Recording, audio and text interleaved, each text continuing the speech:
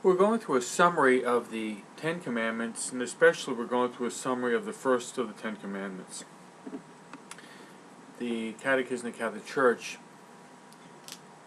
what it does is after it goes through a certain part, it'll give in brief a summary of that point, or that commandment. And it says that the first commandment summons men to believe in God, to hope in God, and to love Him above all else. That is to say, if we really want to live the first commandment, we have to live the theological virtues.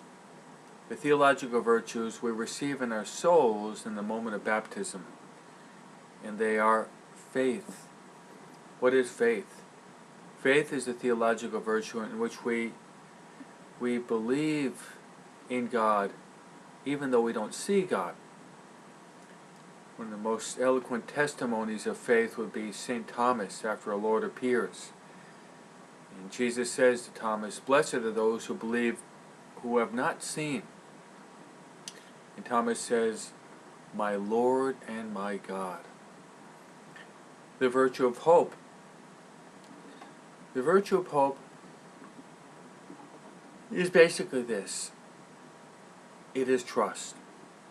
Even though God can allow us to have many trials, tribulations, setbacks, sufferings. These sufferings can be physical or emotional, psychological, economic.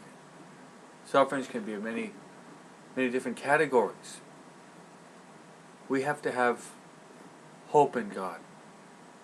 The Holy Job, in the first chapter after he's afflicted, says something that you've all heard more than once. He says, "Naked I came from my mother's womb, naked I return to the earth. The Lord gives, the Lord takes away. Blessed be the name of the Lord." Then the third theological virtue is that of charity. What is charity?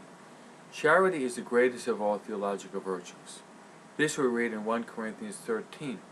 St. Paul speaks about faith, hope, and love, and he says of the three of these, the greatest is charity or love.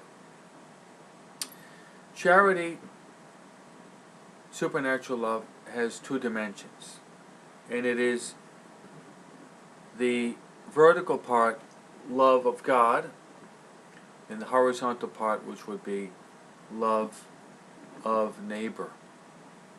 We're called to love God with our whole heart, mind, soul, and strength. We're called to love our neighbor as ourselves. If we try to put into practice these three theological virtues, then we're really trying to live out the first commandment.